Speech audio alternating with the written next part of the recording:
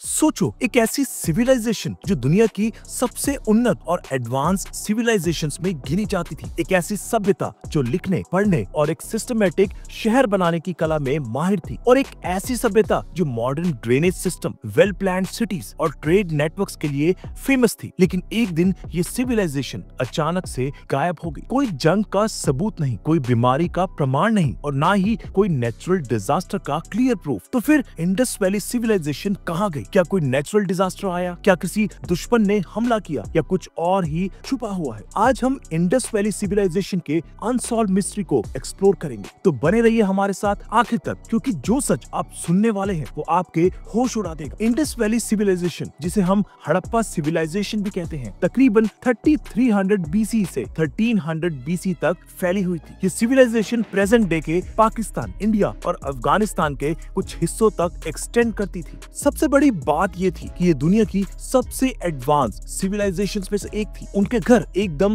Well planned थे, drainage system आज के मॉडर्न स्टैंडर्ड्स के भी बराबर था और उनके शहर एक ग्रिड पैटर्न में बने हुए थे। सोचो, जब दुनिया के कई हिस्सों में लोग अभी भी केव में रहते थे, तब इंडस वैली के लोग मल्टी स्टोरी घर बना रहे थे। वाह भाई! लेकिन ये सब लोग अचानक कहाँ चले गए? कोई मेजर एविडेंस नहीं मिला जो बताए कि ये लोग किसी बीमारी या जंग से मरे थे। तो क्या किसी ने इनका सब कुछ मिटा दिया या ये लोग खुद एक नई जगह शिफ्ट हो गए? एक थ्योरी ये कहती है कि इंडस वैली सिविलाइजेशन का एंड एक भयानक नेचुरल डिजास्टर की वजह से हुआ। कुछ हिस्टोरियंस मानते हैं कि इंडस रिवर में इतनी बड़ी बाढ़ आई थी कि पूरे के पूरे शहर डूब गए। पानी का लेवल इतना बढ़ गया कि लोग मरने लगे, खेती बर्बाद हो गई और लोग दूसरी जगह भागने लगे। एक और थ्योरी ये कहती है कि अर्थक्वेक यानी भूचाल की वजह से इंडस रिवर का फ्लो शिफ्ट हो गया, जिसकी वजह से पूरा इकोलॉजिकल सिस्टम बिगड़ गया और लोग सर्वाइव नहीं कर पाए। लेकिन यहाँ एक बड़ा सवाल उठता है, अगर बाढ़ या अर्थक्वेक इतनी डिस्ट्रक्टिव थी तो मोहनजोदारो और हड़प्पा में हमें क्यों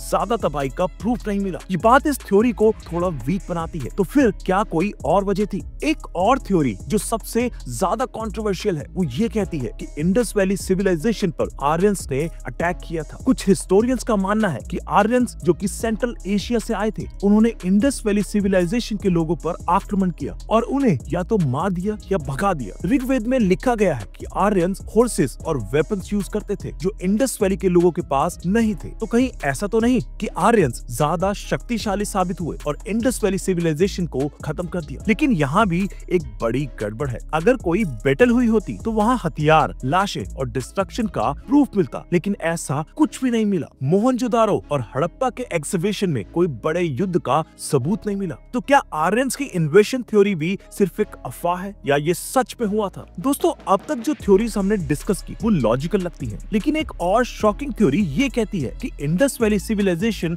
शायद किसी और वजह से मिट गई, एक ऐसी वजह जो हमारी समझ से बाहर। क्या ये हो सकता है कि इंडस वैली सिविलाइजेशन के लोगों ने अपनी टेक्नोलॉजी और नॉलेज के कारण किसी और एडवांस किंगडम में शिफ्ट कर लिया? या फिर क्या इनकी लिखाई में एक ऐसा सीक्रेट छुपा है जो हम डीकोड नहीं कर पा रहे? इंडस वैली सिविलाइजेशन की लैंग्वेज अब तक डीकोड नहीं हो पाई है। इसका मतलब ये हो सकता है कि शायद वो किसी एडवांस फॉर्म में लिखी गई थी जो हम समझ नहीं पा रहे। आखिर उनकी लिखाई में ऐसा क्या है जो 5000 साल बाद भी एक मिस्ट्री बना हुआ है? एक और थ्योरी जो काफी लॉजिकल है वो ये कहती है कि क्लाइमेट चेंज और एग्रीकल्चर फेलियर की वजह से इंडस वैली सिविलाइजेशन धीरे धीरे डिक्लाइन हो गई। साइंटिस्ट का कहना है कि क्लाइमेट चेंजेस और ड्रॉट्स की वजह से इंडस रिवर का पानी कम होने लगा, जिसकी वजह से लोग यहाँ से निकलने पे मजबूर हो गए। तो दोस्तों, क्या ये थ्योरी सच हो सकती है या फिर कुछ और ही छुपा है? दोस्तों, आपको क्या लगता है, इंडस वैली सिविलाइजेशन का सच क्या हो सकता है? क्या ये नेचुरल डिजास्टर था, आर्यंस का अटैक था या फिर कोई और अनसोल्व्ड मिस्ट्री? अगर आपके पास कोई थ्योरी है तो कमेंट्स में जरूर लिखिए, और अगर आप ऐसे ही और अनसॉल्व्ड मिस्ट्रीज के बारे में जानना चाहते हैं तो वीडियो को लाइक करें और चैनल को सब्सक्राइब करें। मिलते हैं एक नए रहस्य के साथ, तब तक के लिए फैक्ट टू विराज पर बने रहिए।